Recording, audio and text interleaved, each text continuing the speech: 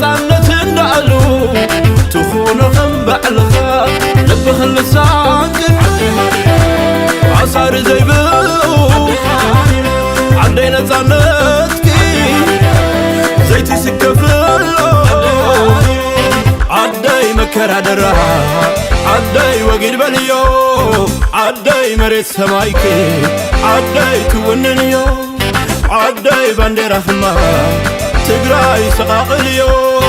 أي هاريري تقراي هاريري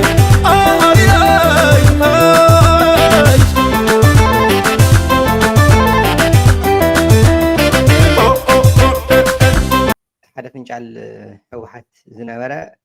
بارت خوينوني هذي مزحتهم أو توم نوع الجيتاشو زنورو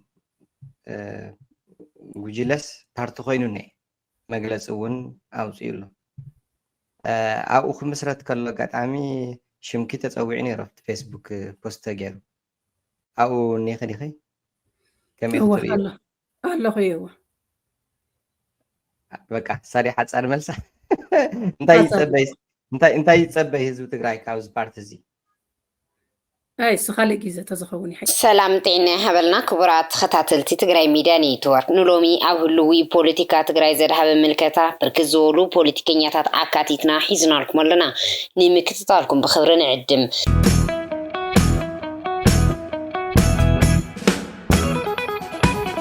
حارة مريت زخدو مناقسي نتقراي عب كلت خفيل كاقونسين مفتار يوم زبيل بزحاز سوقل قدايم يخون انبار عب تقراي نقيس زولو سرعات بحايل انبار ببوليتيكا ومرددا زعمن عيكونن بمبال نوتوفري دقاف زولون كم زلو خوينم ببوليتيكا انبار بعدكا وقال سزفتح لقم تقراي يلن فتحون عيمت انزولون يسانون عرولا سلمون حاساوم يخبر لهم ييبل نوتم عب حارة مريت اللنا زولو تقادلتين هو حاد حاسال سلزيولو بحايل عدمي يوزن وحزلهم نتي بحيلي بوتا حيزولو بحيل الملعال زعل مكخون سلزخل زجمر وبرتاو قالسي يخبر لهم جن اي براتاتعن اي دقفون ونيلهم نسون فتحيهم إلي عمنن ندحر حزون بعد كان بحيل زعمن قجلة تفتيرو كاوم داب من تايحشو زبل حسابي زلهم دتطبق ሆኖ አከብርላችኋለሁ ምርጫችሁን ነገር ግን እኔ ግን እዛ መሳተፍ አልፈልግም ፕሮሞትም አላደርገውም በተቻለ መጠን ወደዛ ገፍቶ እንትን ያሏቸው ሰዎችን እመክራለሁ ወጣቶችን ደግሞ ሌላ አማራጭ ብታዩ በሐሳብ እኮ ታሸንፏቸዋላችሁ የነሱ ደካማ ጎን ሐሳብ አለመኖር ነው እናንተ በተሻለ በሐሳብ ልትበልጧቸው ይችላልላችሁ ወደ መሳሪያ ከገባችሁ ግን በቃ እነሱ ወደሚፈልጉት ወደሚመርጡት መንገድ ነው እየገባችሁ ያላችሁ የሚል ነገር ነው ያቀረብኩት አሉላ ሰሎሞን ፖለቲከኛ ልደታ አያሎ ጋዜጠኛ ሪዮት ሚዲያ ቴድሮስ ጸጋይ እዋናው ጉዳይ አዘዳው ፖለቲካው ክትዓበ ዘካየድሉ እዋን ቅድም ክብል ደጋፍ ህወሓት ዝነበረ አሉላ ሰሎሞን ንሎሚ ንውድቀት ህወሓት ዋና ተሓታቲ ይባዕሉ ህወሓት ክብል ይስማዕ ንስዒው ድማ ፖለቲከኛ ልደታ አያሌው አይፋል አሉላ እቲ ንልዕሊ 30 ዓመታት ኣነ ዝነቕፎ ዝነበርኩ በአንጻሩ ንሱ ዓበ ዝድግፈሉ ዝነበርናሉ ነጥብታት ጎደሎ ህወሓት እዩ አልዒሉ ብምባል እኳ ደኣ ሲብል እቲ ውድቀት ህወሓት በዋናነት ህወሓት ባዕሉ ዝብል ኣየስማዕምዕንን ብዙሓት ንህወሓት ሓሊኾም ንምውዳቕ ተሰሊፎም ከም ዘለዉ ብምዝኽኻር ይረድእ አንተ የለም ትክክል አይደለም እያልክ ስትከራከር የነበረው ነገር ነው ለኔ የምትነግረኝ ስለዚህ አሁን ካቀረብከው ሐሳብ ውስጥ ከአንድ ነገር በስተቀር የሚጣል ነገር የለው እኔ የማምንበት ነገር ነው ቴንክ ዩ በጣም መሰረታዊ የሆነው ካንተ የማልጠብቀው የምንለይበትን ሐሳብ ደግሞ ልንገር ለቲፒኤልኤፍ መዳከምና መጥፋት ባሁኑ ወቅት ተጠያቂው ራሱ ብቻ ነው ያልከው ነገር አልስማማም አንዱ ተጠያቂ ራሱ በዋናነት ተጠያቂው ነው ያልኩት እንጂ ብቻ ነው አላልኩም ተመልሰህ አዳምጠው ካላልክ ችግር የለውም እኮ እንደርማት ልትወስደው ትችላል ያልከው ተጠያቂው ራሱ ነው አሁን ባለው ተጨባጭ ሁኔታ ቲፒኤልኤፍን ለማጥፋት ትልቅ ርብርብ ነው የሚደረግ የሀገሪቱ መንግስት እንደ መንግስት ፌደራል መንግስቱ አጀንዳ አድርጎ ቲፒኤልኤፍን ለማጥፋት ነው የሚረባረበው በሁለት ዓመቱ ጦርነት በቲፒኤልኤፍ ላይ ያልተረባረበ የለም አይተ ልደቱ ወሲኹም እቲ ጸገም ናይ ዶክተር ደብረጽዮንን ጌታቸውን ጥራሕ ኣይኮነን ናቶም ጥራሕ ዘይምዃኑ ሕዚ ዘሎ ውፅኢት እኹል ኣብነት ይብል ዘሎ ፈላላይ ናይ ወንበር ምምንጣር ፖለቲከኛታት ዘይኮንስ እቲ ስዒብዎም ዘሎ ኩነታት ቁልጭ ኣቢሉ ዘረኣዩ እዩ ኣብ መንጎ ብልጽግናን ህወሓትን ዘሎ ናይ ምጥፍፋእ ከይዲ ብምባል ይገልጾም። እኔ ከሱ በሰፋ ሁኔታ ነው በፊትም አየውም የነበረው አሁንም የማየው በብልጽግናና በቲፒኤልኤፍ መካከል ያለው ቅራኔ ጦርነት መጠፋፋት ቀጣይ ሂደት ነው ያ የነበረው እንጂ የጌታቸውና የደብረጽዮን ጉዳይ አልነበረም። መጨረሻ ላይ በውጤት የታየው ይሄ ነው። አሁንም ሀራ መሬት እውነት የትግራይ ህወሓት ናይ ውዕሊ ፕሪቶሪያ ፈራሚ እዩ ንተግባራውነት ውዕሊ ፕሪቶሪያ ምስ ብልጽግና ኮይኑ ሓላፍነት ዝወሰደ ውድብ እዩ ዝብል ቅዋም ጋዜጠኛ ቴዎድሮስ ጸጋየ እዩ። ቴዎድሮስ ጸጋየ ድኽመት ተፈጻምነት ውዕሊ ፕሪቶሪያ ተሓተቲ ብልጽግና ከመ ዘለዎ ኮይኑ ህወሓት እውን ካብ ተሓታትነት ዘምልጥ ኣይኮነን ይብል። ኣይተ ልደቱ ድማ በአንጻሩ ንድኽመት ተፈጻምነት ውዕሊ ፕሪቶሪያ ኣብ ክንዲ ህወሓት ጊዜያዊ ምምሕዳር ዝውቀሰሉ ባህሊ እዩ። ኣብ ጊዜያዊ ምምሕዳር ትግራይ ድማ በዋናነት ንፕሬዚደንት ጊዜያዊ ምምሕዳር ትግራይ ነበር ኣይተ ጌታቸው ረዳ ይጠቅስ። ለዛም ነው ያ ኃላፊነቱ ስለሚታወቅ ፈራሚ እንደሆነ ስለሚታወቅ ነው 51% ብልጫ እንዲኖረው የተስማሙት ከብልጽግና ጋር 51% እንዲኖረው የተስማማው የፕሪቶሪያ ስምምነትን በጣሰ አዋጅ ነው። እሱም ከፕሪቶሪያ ስምምነት ጋር የተጻረረ ነው። ወደዛ እንድንሄድ ፈልጌ አይደለም። እነዚህ ፋክት ስለሆኑ ነው ማስታወስ። እሺ ልደቱ ይጨርስ። አሁን ብዙ ጊዜ ብዙ ችግር ውስጥ ገብቷል የትግራይ ህዝብ። በዋናነት ባለፉት 2 ዓመታት ችግር ውስጥ የገባው እንዳው በጊዜያዊ አስተዳደሩ ድክመት ነው። ጊዜያዊ አስተዳደሩ መሪዎቹ የራሳቸው ስልጣን ጥያቄ ውስጥ ሲገባ ነው ስለ ልዩነት ወጥተው ያወሩ።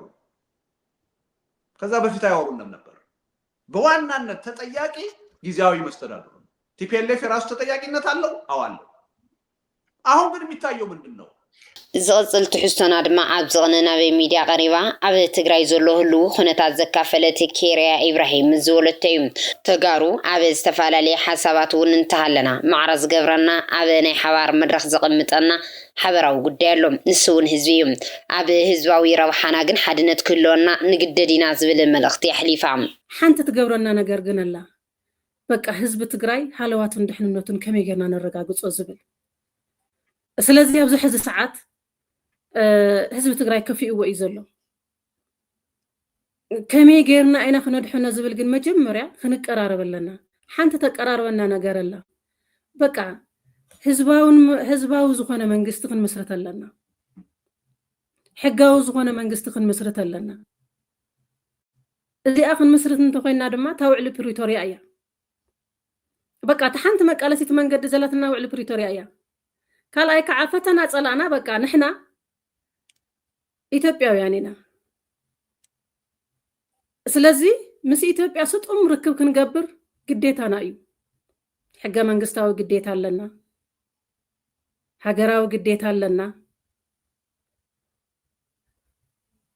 ዜግነታዊ ግዴታ እውን ኣለና፣ ፖለቲካዊ ግዴታ እውን ኣለና። ካልኣይ ከዓ ምእንቲ ረብሓና ኢልና በቃ ምእንቲ ጥቕምና ኢልና ምእንቲ ረብሓና ኢልና እተዝሓዝናዮ ረብሓን ጥቕምን ክምለሰልና እንተኮይኑ ሕዚ እውን ሰላማዊ ዝኾነ ስጡም ርክብ ርሕቀትና እውን ሓሊና ንለጠፍ ማለት ኣይኮነን። ሕቶና ኣለና። ሕቶና ብንምልሰሉ መንገዲ ስጡም ርክብ ክንገብር ኣለና። ናብ ኤርትራ ምጽጋዕ ቀሊል እዩ። ጦርነት ምስባኽን ጦርነት ምፍጣርን ጦርነት ምዝማትን ቀሊል እዩ። እተን ድሌታትና ፊት ለፊት ተጋፊጥካ ሰላማዊ ዝኾነ ቃልሲ ምግባር ግን ከቢድ እዩ። ምክንያቱም ኩሉ ነናይ ባዕሉ ድሌት ስለ ዘለዎ ኩሉ ነናይ ባዕሉ ብናይ ባዕሉ ድሌት ክቐርጽ ድሌት ስለ ዘለዎ ብናይ ህዝቢ ትግራይ ድሌት ክንቀርጽ እንተኮይና ተወዲብና ክንቃለስ ኣለና። በቃ ታ መማረፂትና እዚኣ እያ። ስለዚ እቲ ኩሉ ዝግበር ዘሎ ህዝቢ ትግራይ ብዘድሕን መንገዲ ክንከዶ እንተኮይና በቃ እታ ዘላትና መማረፂት ምስ ሃገር ዘለና ርክብ ስጡም ምግባር እያ። ካልእ መማረፂ ኣይብልና። ሃገር ዝደለየ እውን ከምቲ ዓንተወ ዝደለኽዎ ዝበልክዎ ሕጊ የድልዮ ሕጊ ድማ ሕገ መንግስቲ እዩ ሃገር ዝደለየ ድማ ሃገር ዝሓቶ ሃገር የድልዮ ሃገርና ኤርትራ ኣይኮነትን ኢትዮጵያ እያ ስለዚ ስጡም ርክብ ማለት ምእንተ ጥቕምና ክንብል ምስ ዓፋር ሰላም ክንፈጥር ኣለና ምስ ኣምሓራ ሰላም ክንፈጥር ኣለና ሰላማዊ ዝኾነ መንገዲ ምስ ኩሉ ክንቃለስ ኣለና እቲ ሰራዊት ተመቃቂሉ ዘሎ ናብ ሓደ ክመፅእ ኣለዎ ሕዚ ዘለና ትሕማቕ ተፀብቕ ሓደ ዝገብረና በቃ እቲ ግዝያዊ ምምሕዳር እዩ ካሊእ የብልናን ግዝያዊ ምምሕዳር ጥራሕ እዩ ዘለና ስለዚ ንሱ እውን ያው ገመዳ ሓፂሩ ዝተኣሰረት ደርሆ እዩ እሱ እውን ግን በቃ ባዕልና ነስተኻኽሎ ندقفو زمعرار ነገር እንተሃልዩ ነመዓራር እዩ ፖለቲካዊ ኩነታትና ነመዓራሪ ላብ ሓደ ንሰብሰብ ምሰፈላለይና ወላ እዚ ጌርና ህዝብና ክነድሕን ወይዘሮ ኬርያ ኢብራሂም ቅድም ክብል ኣብ ሕወሓት ተመሊሳ ናይ ምእታው ድሌት ከም ዘይብላ ገሊፃ ነይራ ካብ ወፃእ ግን ኣብ ፖለቲካ ትግራይ ናይ ምስታፍ ድሌት ከም ዘለዋ እውን ምግላፃ ዝዝከር እዩ ካብ ሕወሓት ክትወፅእ ምስተገበረት ሕወሓት ኣብ ዘይወዓልኩ ወንጂልኒ ዝብል ቅሬታታት እውን ነይርዋ እዩ ብእዋኑ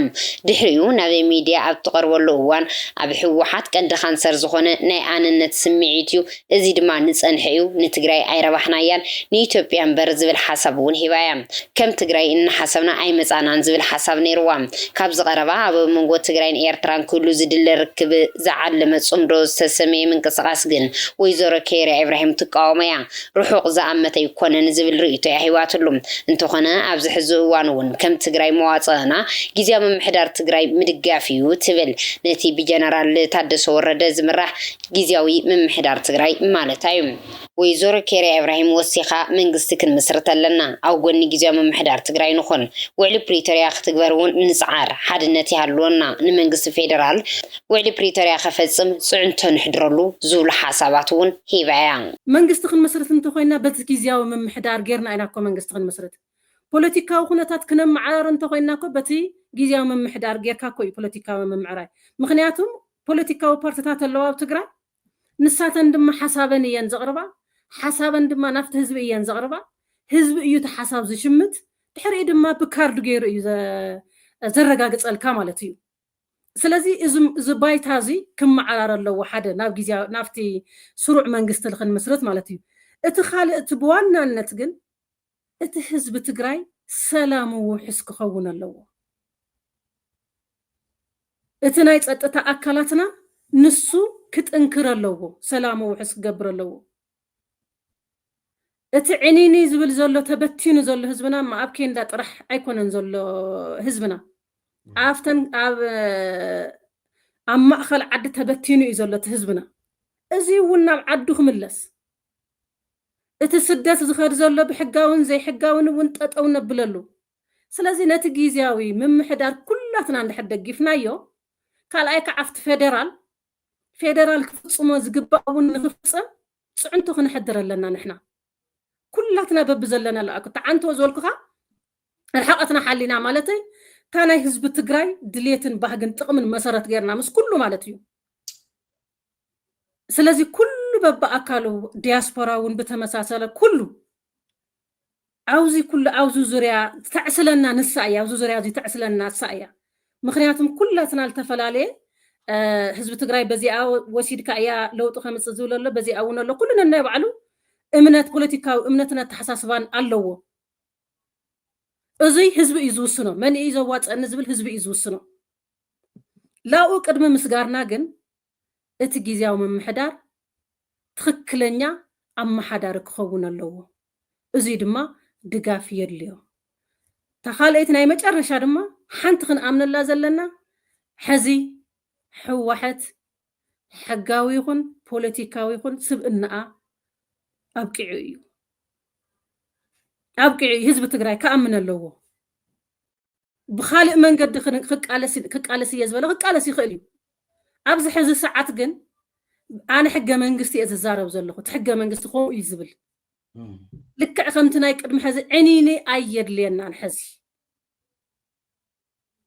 ሕብእበ ኣየድልየናን ወሰን ምኻድ ኣየድልየናን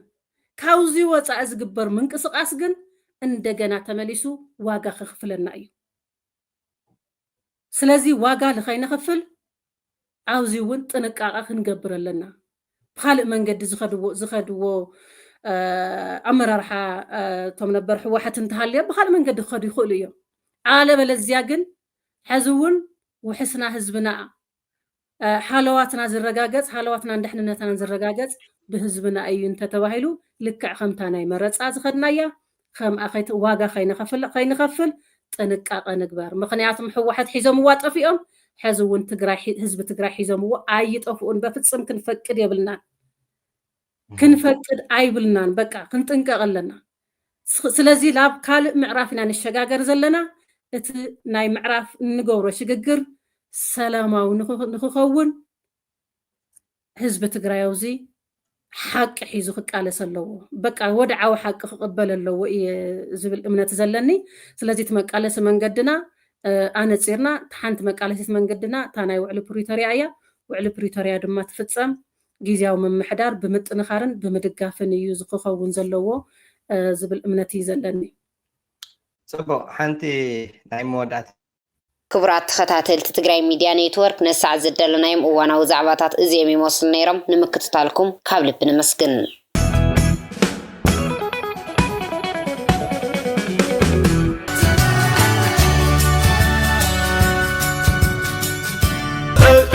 عصرتات حياة برهان كوتر إلو نتعنت هاري رأيو يلايك تخون اللو